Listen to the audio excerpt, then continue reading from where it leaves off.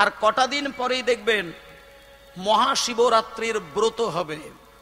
এখন অনেকের একটা প্রথা আছে যে শিবরাত্রির দিনে শিবের মাথায় জল ঢালতে হয় আর কিছুটা রাত্রির জাগতে হয়। মহাশিবরাত্রি ব্রত কেমন ভাবে পালন করার প্রয়োজন আমি সবিস্তারে বলবো না, আমি ছোট্ট করে সংক্ষেপে বলবো। সেটুকু পালন করলে আপনি এতগুলো বছর যেভাবে নিজের দেহটাকে রেখেছেন, আর আমি শিবরাত্রির ব্রতটা কেমন করে করবেন সেটা বলার পরে আপনি আগামী বছরটা কেমন করে দেহ আর মনটাকে রাখতে পারবেন সেইটা একটু আপনারা প্রমাণ করে নেবেন।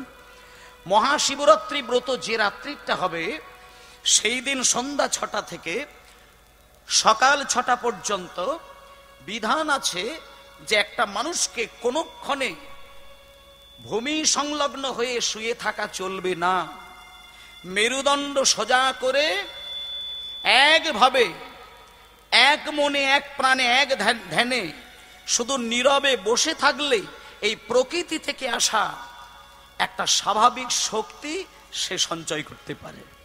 তার কারণ ওই শিবরাত্রির দিনটা এমন একটা বিশেষ মুহূর্ত, বিশেষ দিন, যে সময়টা সৌরজগতে একটা অসম্ভব শক্তির উত্থান ঘটে, যে শক্তিটা আমাদের দেহের মধ্যেও ঘটে। একটা কথা বলি, সৌরজগতে যা ঘটে গ্রহের মধ্যে তাই ঘটে, আর গ্রহের মধ্যে যা ঘটে গ্রহের মধ্যে থাকা সমস্ত সৃষ্টির মধ্যেও তাই ঘটে।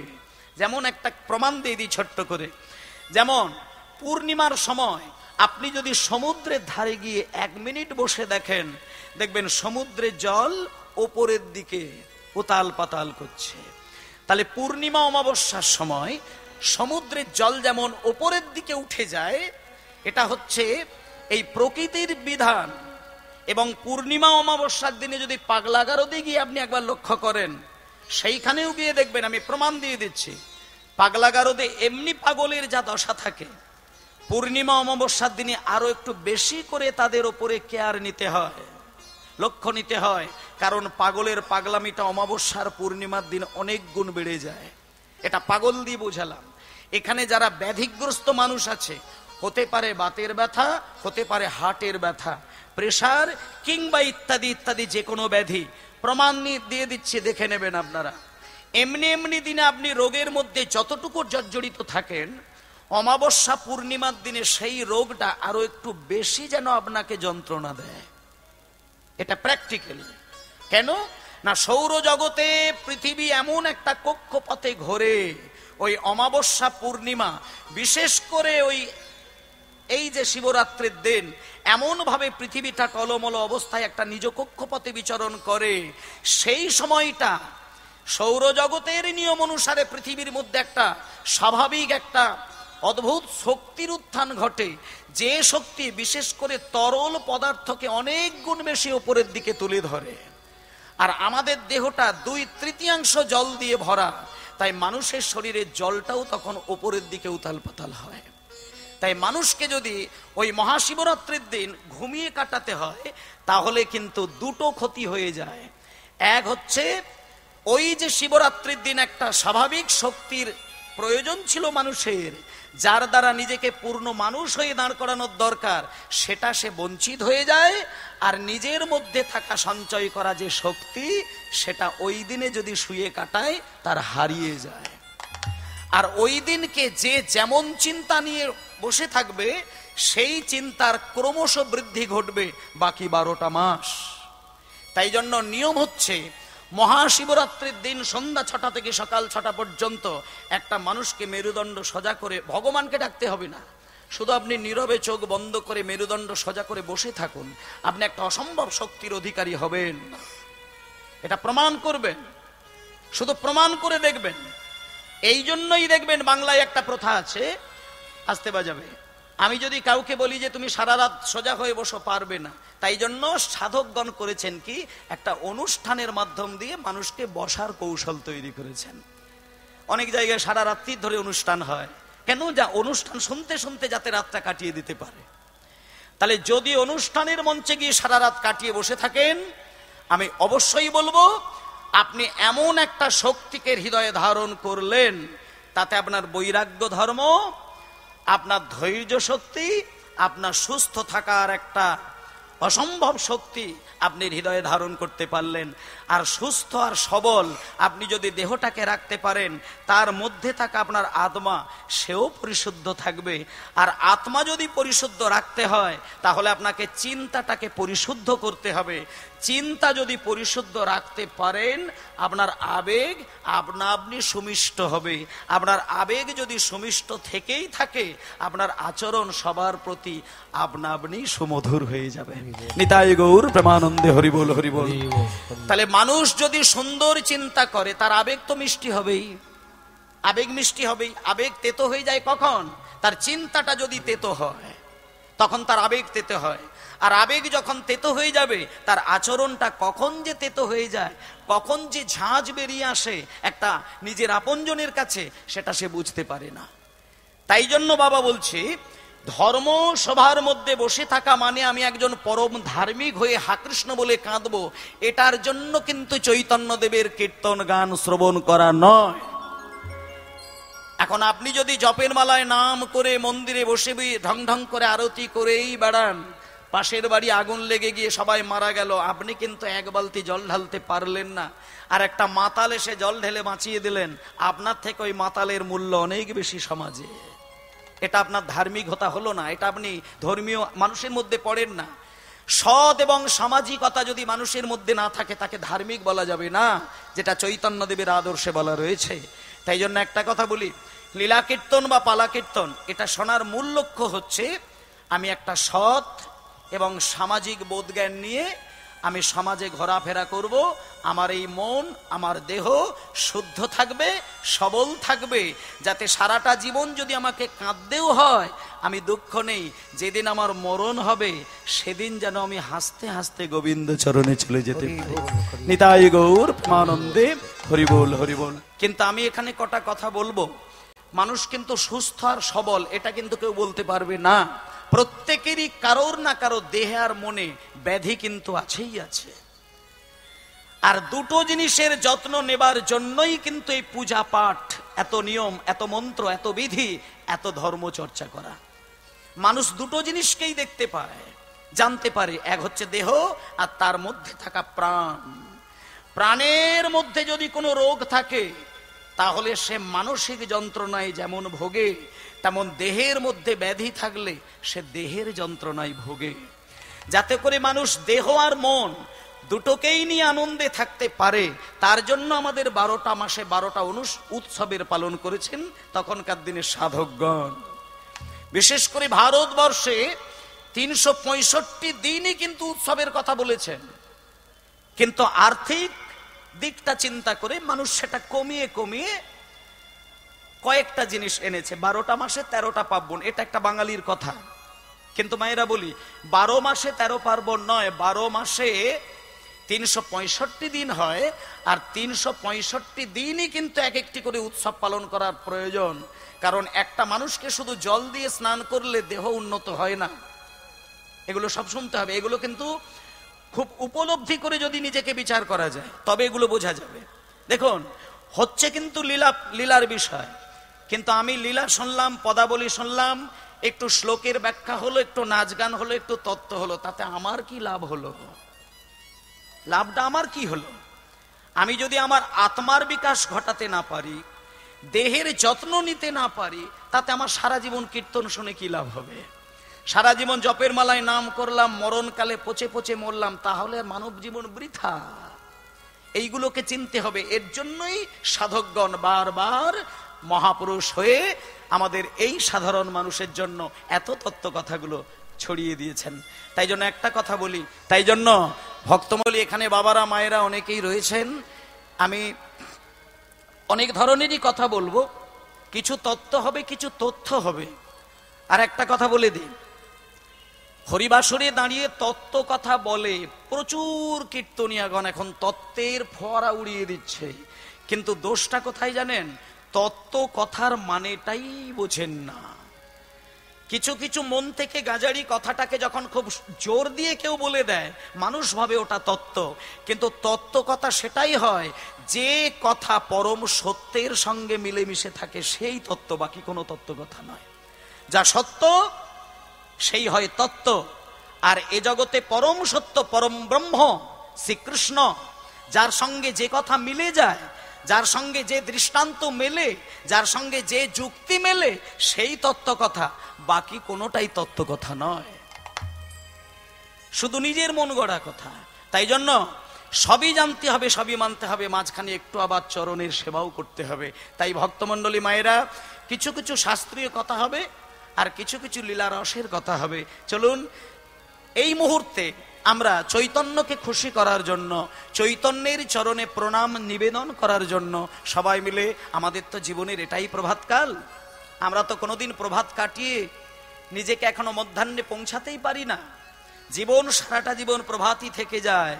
মায়ের গর্ভ থেকে জন্ম নিলে শিশু বলে, আর যখন বড় হয়ে যায় তখন বলে প্রাপ্তবয়স্ক মানুষ। কিন্তু ধর্মের দিক থেকে চিন্তা করলে একটা মানুষ কতটুকু প্রাপ্তবয়স পেয়েছে, কতটুকু জ্ঞান সঞ্চয় করেছে, কতটুকু গীতার শ্লোক জানে, কতটুকু ভাগবতের শ্লোক জানে, কতটুকু কৃষ্ণ বলতে গিয়ে বুক চাবড়ে হা কৃষ্ণ বলে গোবিন্দ নয়নের ধারায় কাঁদতে পারে। ছেলের লাথি খেয়ে মানুষ হাউ হাউ করে কাঁদে, কিন্তু মন্দিরে গিয়ে চোখটা বন্ধ করে কৃষ্ণ বলতে গিয়ে দুফোঁটা জল কিন্তু মানুষের চোখ দিয়ে গড়ায় না। যে মানুষ হাগৌর বলতে গেলে দুবিন্দ নয়নের জল গড়িয়ে যায়, সে মানুষকে কিচ্ছু করতে লাগে না, ভগবানকে খুঁজতে লাগে না। ভগবান যেছে সেধে এসে তার কোলটাকে বাড়িয়ে দিয়ে ভক্তকে স্থান দেয়। তাই মায়েরা, ভক্তি থাকবে, শ্রদ্ধা থাকবে, বিশ্বাস থাকবে, যুক্তি থাকবে। যুক্তিবিহীন ধর্ম কোনোদিন ধর্ম হয় না। যে কথার যুক্তি নেই আর ভক্তি নেই, শুধু ভক্তি ভালো নয়, শুধু যুক্তি ভালো নয়, যুক্তি আর ভক্তি দুটোই সমানতালে থাকলে তবেই চৈতন্যের চরণ পাওয়া যায়। তাই সবাই মিলে ভজ গৌরাঙ্গ, সবাই মিলে গানটা গাইব। এটা কিন্তু গাইব কেবলমাত্র চৈতন্যের চরণকে আমরা সেবা করব বলে, মানে চৈতন্যের প্রতিধ্বনি হিসেবে এই গানটা হবে। ভজ গৌরাঙ্গ লহ গৌরাঙ্গ, কহ গৌরাঙ্গের নাম রে, হরি হরি গৌরাঙ্গ লহ গৌরাঙ্গ, কহ গৌরাঙ্গের নাম রে। ভজ গৌরাঙ্গ লহ গৌরাঙ্গ, কহ গৌরাঙ্গের নাম রে। সবাই মিলে হরি হরি বল। গৌরাঙ্গ কহ গৌরাঙ্গের নাম রে। যে জানা গৌরাঙ্গ বাজে, সে হয় আমার প্রাণ রে। জনা গৌরাঙ্গ ভজে, সে হয় আমার প্রাণ রে। আর যে জানা গৌরাঙ্গ ভজে, সে হয় আমার প্রাণ রে। জন গৌরাঙ্গ ভজে, সে হয় আমার প্রাণ রে।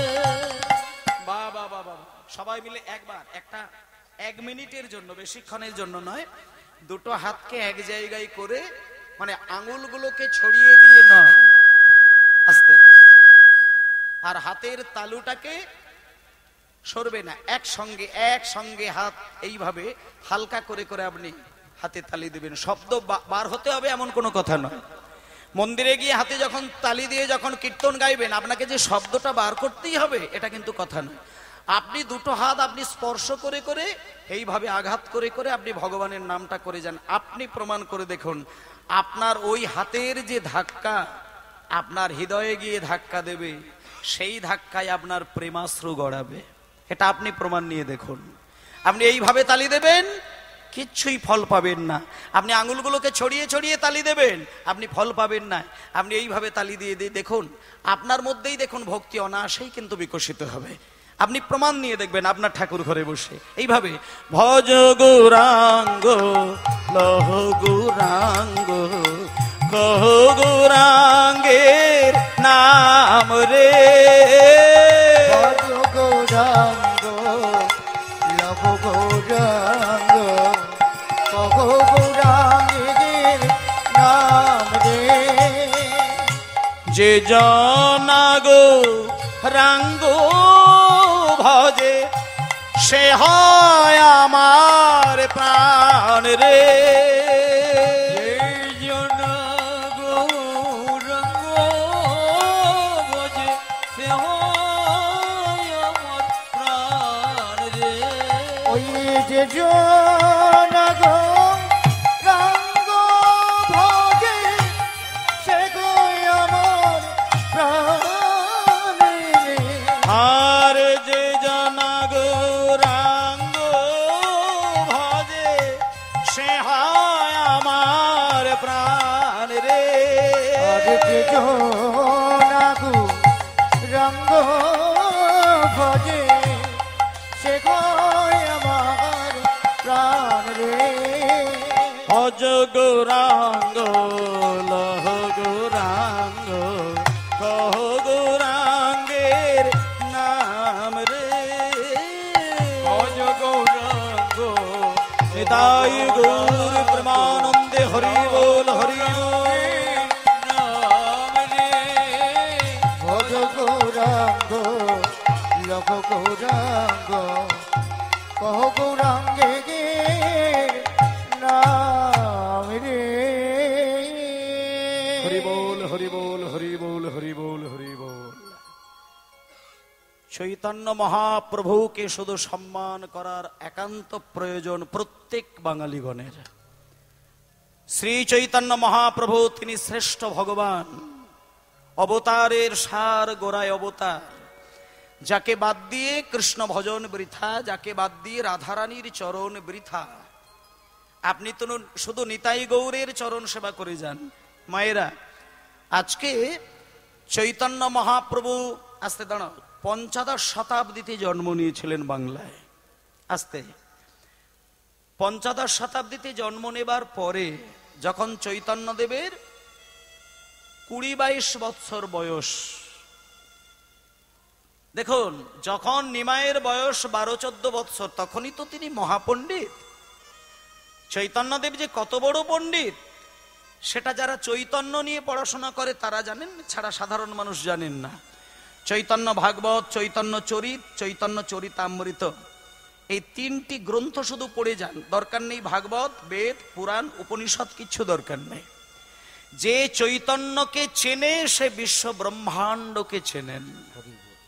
আপনি চিনে দেখুন, তবে তো আপনি প্রাণ শক্তিটা পাবেন। যে চৈতন্যকে চেনেন না সে পণ্ডিতের পাণ্ডিত্য শুভ কাজে লাগে না। এটা আমার কথা নয়, এটা বৈষ্ণব পদকর্তা বলছেন।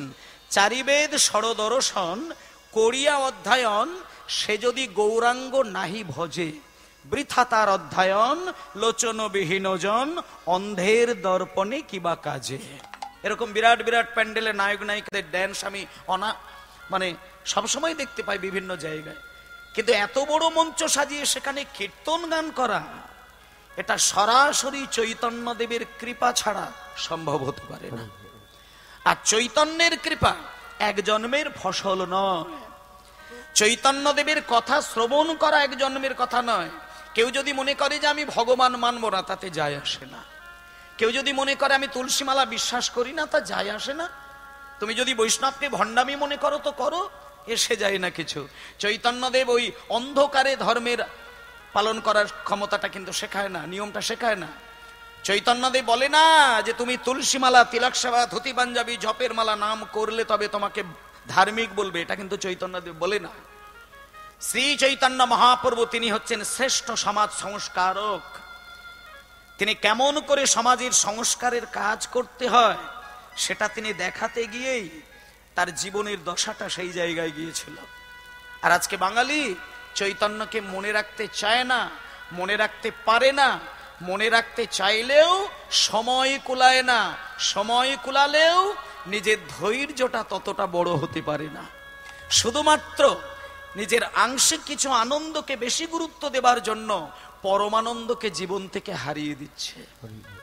একটা কথা বলি, মানুষ যতদিন না ধর্মকে পরিপূর্ণভাবে নিজের জীবনের সঙ্গে জড়াতে পারবে, ততদিন মানুষ আনন্দের খনি তৈরি করলেও পরমানন্দের লেশমাত্র কিন্তু সে জীবনে দেখতে পাবে না।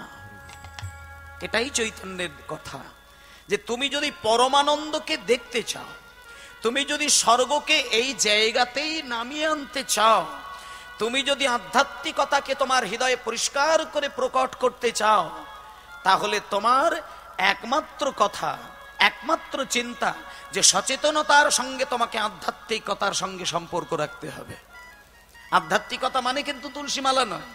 একটা কথা বলি মা, তুলসীমালা আপনি নেবেন কি না নেবেন ওটা আপনার সম্পূর্ণ ব্যক্তিগত চিন্তা ভাবনা, কিন্তু একটা কথা ভাবতে হবে যে আমি যে মানুষ হয়ে জন্ম নিয়েছি, আমার মা বাবা আমার পরিচয়ের সর্বশ্রেষ্ঠ এক পরিচয়। আমার মা বাবারও মা বাবা ছিলেন, তারও মা বাবা ছিলেন, প্রত্যেকেই কিন্তু পুজোর ডালাটা নিয়ে যখন মন্দিরে গিয়ে ব্রাহ্মণকে ডালাটা ধরায়, ব্রাহ্মণ কিন্তু সর্বপ্রথম জিজ্ঞেস করে যে নামটা শুধু বললে হবে না, গোত্রটা পাশে লিখিয়ে দাও। তাহলে এই যে পুজোর নৈবেদ্য সাজাতে গেলে শুধু নামকরণ করলে ব্রাহ্মণ নিবেদন করতে পারে না, সেইখানে দিতে হয় একটা কি দেবে, একটা গোত্রের নাম দিতে হবে। তা সেই যে গোত্রটা আপনি যখন লেখেন, যার নামটা আপনি লিখছেন তিনি কিন্তু মহামুনি, একজন ঋষি, তার নামটা লিখলে তবে আপনার পরিচয়টা মিলবে। নচেত আপনি আপনার বাবার নাম, আপনার দাদুর নাম, তার বাবার নাম, আপনার নাম যতই লেখেন আপনার পরিচয়ে কিন্তু ভগবানের সেবা হলো না। তাহলে যে মুনি ঋষির নামকরণ করলে তবে আপনার পরিচয়ে মেলে, সেই মুনি ঋষি কি করতেন? সম্পূর্ণরূপে বৈরাগ্য ধর্মকে জাগিয়ে তিনি কিন্তু ব্রহ্মকে সঞ্চয় করেছিলেন হৃদয়ে। তাহলে বৈরাগ্য নীতি পালন করে ব্রহ্মকে হৃদয়ে ধারণ করে যে মুনি ঋষির ঔরসে আমরা পরম্পরায় জন্ম নিয়েছি মানুষ হয়ে, আর এহেন মানুষ যদি ধর্মকে সম্মান না করতে পারি, আমরা উন্নত স্তরের মানুষ বলে নিজেকে মানতে পারবো না। একটা মানুষের পূর্ণ মানুষ হওয়ার দরকার। একটা মানুষ কখন পূর্ণ মানুষ হয়? যখন সে সুস্থ আর সবল রূপ ধারণ করতে পারে। মানুষ সুস্থ আর সবল এই দুটো জিনিসের একান্ত প্রয়োজন। এই কয়েকটা দিন আগেই আপনাদের সে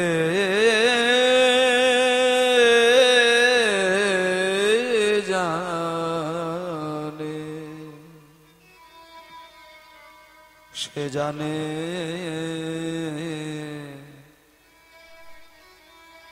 ভক্তির রস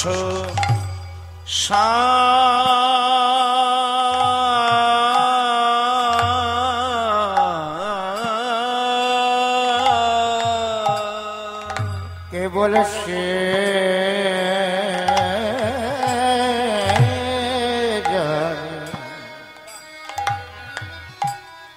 কেবল সে জানে, সে জানে ভক্তির রস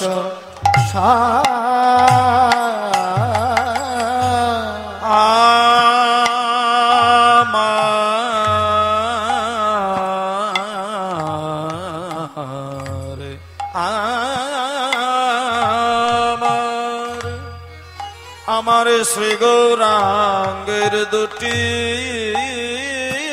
পদ, যার ধন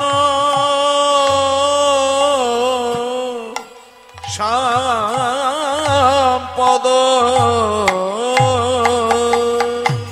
শ্রী গৌরাঙ্গের দুটি পদ, দুটি পদ, তার ধন, যার ধন, যার ধন সম্পদ, কেবল সে জানে, সে জানে ভক্তির রস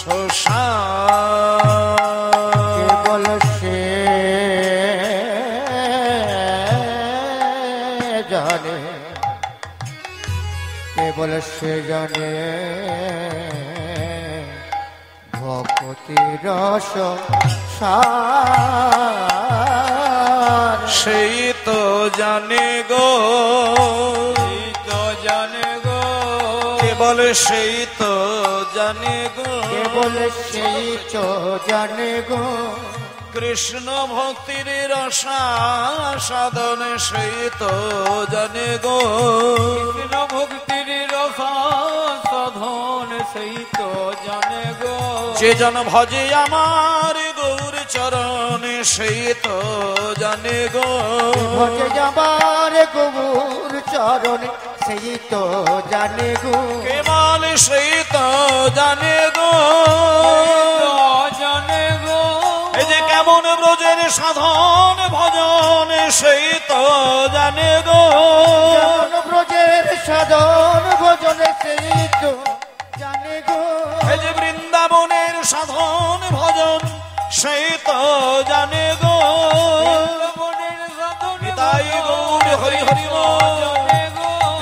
বৃন্দাবনের সাধন ভজন সেই তো জানে গো, বৃন্দাবনের সাধন ভজন সেই তো জানে গো, রাধা রানীর প্রেম ধন সেই তো জানে গো, রাধা রানীর প্রেম ধন সেই তো জানে গো, কেমন ব্রজের সাধন ভজন সেই তো জানে গো, কেমন ব্রজের সাধন ভজন সেই তো জানে গো, যেমন ব্রজের সাধন ভজন সেই তো জানে গো, কেমন ব্রজের সাধন ভজন নাহি জানে অন্য জন, হরি সাধন ভজন নাহি জানে অন্য জন, যেমন ব্রজের সাধন ভজন নাহি জানে অন্য জন, যেমন ব্রজের সাধন ভজন নাহি জানে অন্য জন, যেমন ব্রজের সাধন ভজন অন্য জন সে জানে, সে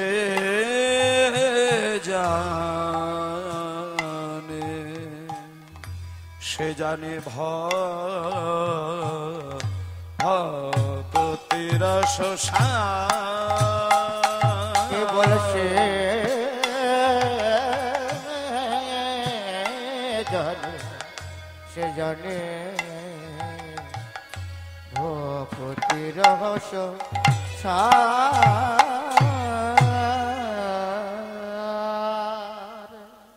ত্রিনাদপি শুনেছেন শুনেছে তরুরিব সহেশন না আমানি নামান দেন কীর্তন সদা হরি কীর্তন সদা হরি। নিতাই গৌর হরি বল, গৌর হরি বল, গৌর হরি বল। জয় নিতাই। সমবেত সকল গৌর অনুরাগী, কৃষ্ণ অনুরাগী সকল ভক্ত বৃন্দের চরণে আমার অসংখ্য কোটি কোটি দণ্ডবৎ প্রণাম। চৈতন্য মহাপ্রভু আস্তে তিনি বাংলার ঘরে জন্ম নিয়েছিলেন এবং যে চৈতন্য দেবের কৃপায় বিশেষ করে বাঙালি ধন্য হয়ে গিয়েছিল। কারণ এমনিতেই একটা কথাই আছে, কে যাবি ভাই ভব সিন্ধু পার, ধন্য কলিযুগ যেথা শ্রী চৈতন্য অবতার। মানে একমাত্র কলিযুগ ধন্য হলো শুধুমাত্র চৈতন্য মহাপ্রভুর আগমনের কারণে। আজকে যদি বাংলার ঘরের ছেলে নিমাই তিনি জন্ম না নিতেন বাংলার ঘরে, এখন এই ধর্মের যে আন্দোলন, এটা তো সবার আগে চৈতন্যের নাম আসেই আসে। সারা বিশ্ব ব্রহ্মাণ্ডের যত যত দেশ আছে প্রত্যেকটি দেশের ইতিহাস বইগুলোকে নিয়ে যদি আপনি একটু চোখ বুলিয়ে দেখেন, সেই বিভিন্ন দেশের ইতিহাস আর ভারতবর্ষের মধ্যে থাকা ছোট্ট একটি বাংলা, সেই বাংলার ইতিহাস আকাশ পাতাল তফাৎ দেখা যায়। অন্যান্য স্টেটে গিয়ে যদি তাদের ইতিহাস বইগুলো একটু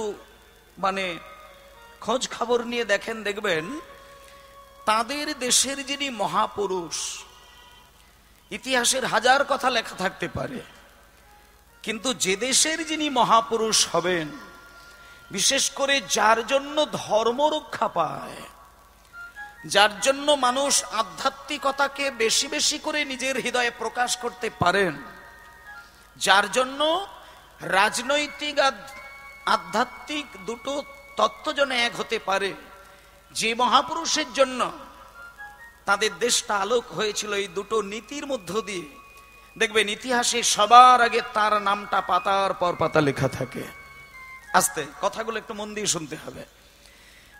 একমাত্র বাঙালি যেখানে দেখবেন বাংলার ইতিহাস বইগুলো কিন্তু অনেক বড়, অনেক মোটা। একটা বাচ্চা ইতিহাস বই শুধু বইতে বইতে পিঠ কুঁজো হয়ে যায়। ছোট্ট ছোট্ট ছেলেরা ইতিহাস বই, মোটা মোটা বই, বইতে বইতে পিঠ কুঁজো হয়ে যাচ্ছে।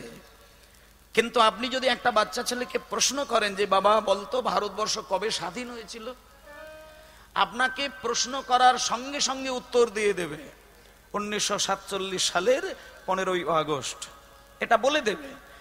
কিন্তু পরক্ষণেই যদি প্রশ্ন করেন যে বলতো রে বাবা চৈতন্য মহাপ্রভুর জন্ম কত সালে হয়েছে, কটা বাচ্চা ছেলে বলতে পারবে, কটা টিচার বলতে পারবে? খোঁজ নিয়ে দেখবেন বাংলারই টিচার, বাংলারই মাস্টার মশাই, একজন সংস্কৃতের মাস্টার মশাই, তাকে আপনি দম করে প্রশ্ন করে দেখবেন যে চৈতন্য দেবের জন্ম কত সালে হয়েছিল, দেখবেন কটা মাস্টার মশাই বলতে পারেন। তাহলে এইখানটা বাঙালির অবস্থাটা দেখুন, যে বাংলাকে সোনা দিয়ে মুড়িয়ে রেখেছেন, সবার আগে যার নাম করার দরকার হয় তিনি হচ্ছেন শচীর নন্দন নিমাই। আপনি যদি সমাজ সংস্কারকের অনেকেরই নাম বলেন, আমি বলবো সবার আগে চৈতন্যের নামটা এসে যায়। অনেক বছর আগে, প্রায় 550 বছর আগে তিনি বাংলায় জন্ম নিয়েছিলেন। তিনি সবকিছুরই সংস্কার ঘটিয়েছিলেন, সবকিছু দিক থেকে তিনি সংস্কার ঘটিয়েছিলেন। কিন্তু দেখুন আজকে চৈতন্য সম্পর্কে বাঙালি কতটুকু জানেন? কীর্তন হচ্ছে, মানুষ শুধু বলে গৌরচন্দ্রিকাটা একটু বাবা ছোট করে দিয়ে তুমি পালার মধ্যে চলে যাও। এটাই তো অকৃতজ্ঞ বাঙালির পরিচয়, যে এই কথাটা মনেও চিন্তা করে যে গৌরচন্দ্রিকাটা কমিয়ে দাও। তাকে অকৃতজ্ঞ বাঙালি ছাড়া কিছু বলা যাবে না। আমরা বাঙালি, আমরা সনাতন ধর্মের মানুষ, সবার আগে আমার মনে প্রাণে ভালোবাসার যে রত্ন, সেটা আমাকে সচেতন থাকতে হবে, আমাকে সদা সর্বদা মনে জাগিয়ে থাকতে হবে যে চৈতন্যকে বাদ দিয়ে ধর্মের কথা বলা উচিত নয়। আমি রাধারানী বলে বৃন্দাবনে গিয়ে হা রাধে বলে কাঁদবো, বৃন্দাবনে গিয়ে শ্যামসুন্দরের নাম নিতে গিয়ে কাঁদবো, কিন্তু খেয়াল রাখবেন আপনি কিন্তু ত্রেতা যুগেরও মানুষ নন, আর আপনি দাপর যুগেরও মানুষ নন, আপনি কলিযুগের মানুষ।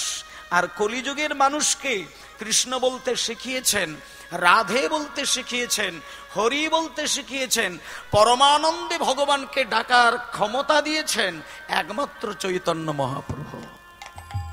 চৈতন্যদেব না থাকলে এত বড় প্যান্ডেল করে লাইট দিয়ে এত বিরাট একটা মঞ্চ সাজিয়ে সারা বাংলা ব্যাপী, সারা ভারতবর্ষ ব্যাপী, বলা যেতে পারে সারা পৃথিবী ব্যাপী এই কীর্তন গানের প্রচার সম্ভব হতো না।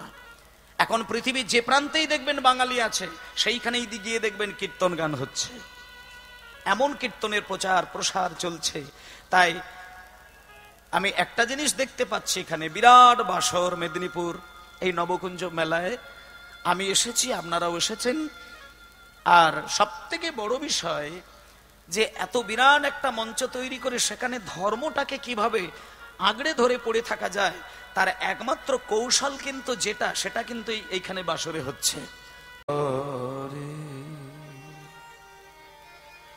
হরে কৃষ্ণ হরে কৃষ্ণ कृष्ण कृष्ण हरे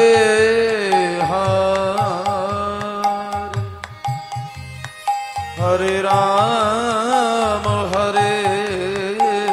राम राम राम हरे हरे हरे कृष्ण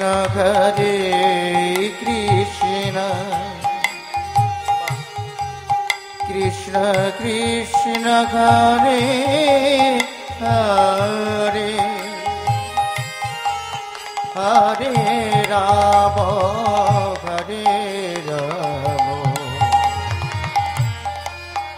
राम राम हरे हरे कृष्ण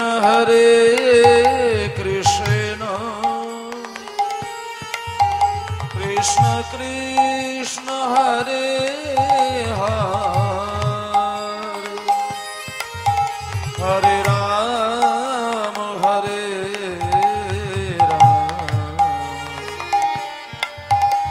राम राम हरे हरे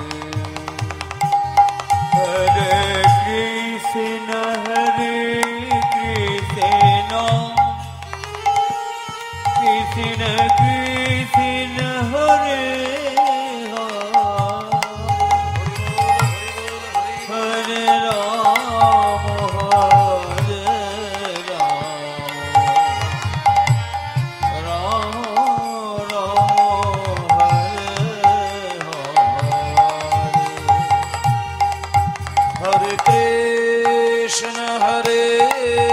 कृष्ण कृष्ण कृष्ण हरे हरे राम राम राम हरे कृष्ण कृष्ण कृष्ण हरे हरे राम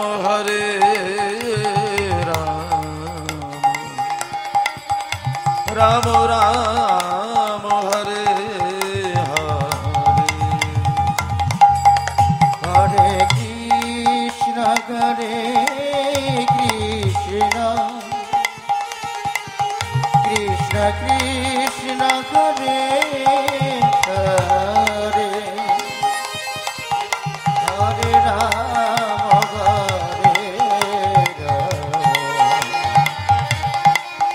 राम राम हरे हरे कृष्ण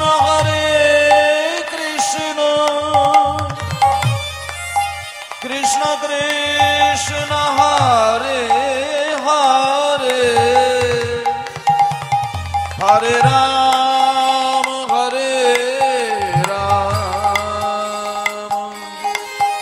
राम राम हरे हरे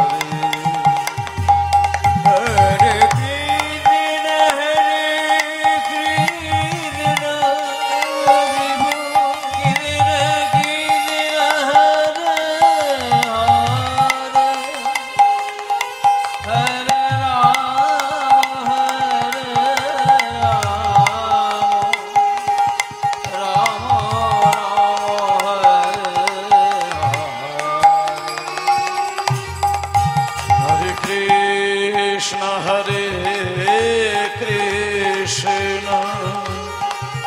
कृष्ण कृष्ण हरे हरे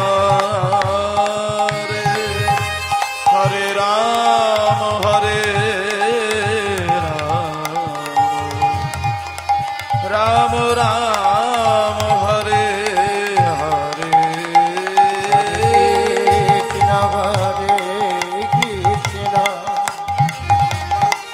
कृष्ण कृष्ण हरे हरे हरे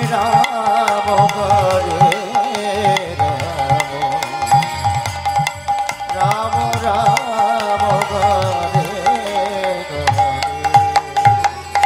हरे कृष्ण कृष्ण कृष्ण हरे हरे हरे राम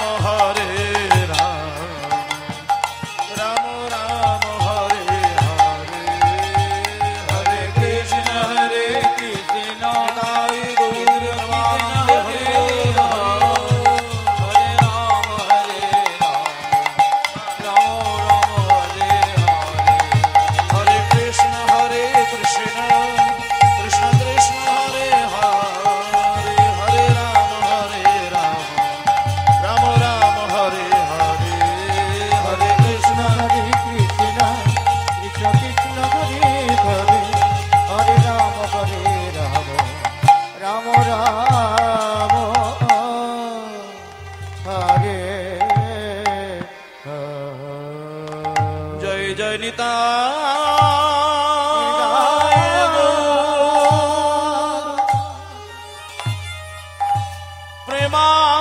প্রেমানন্দে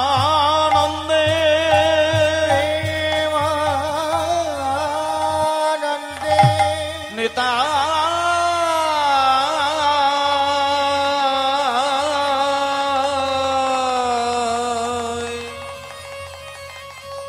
গৌর হরি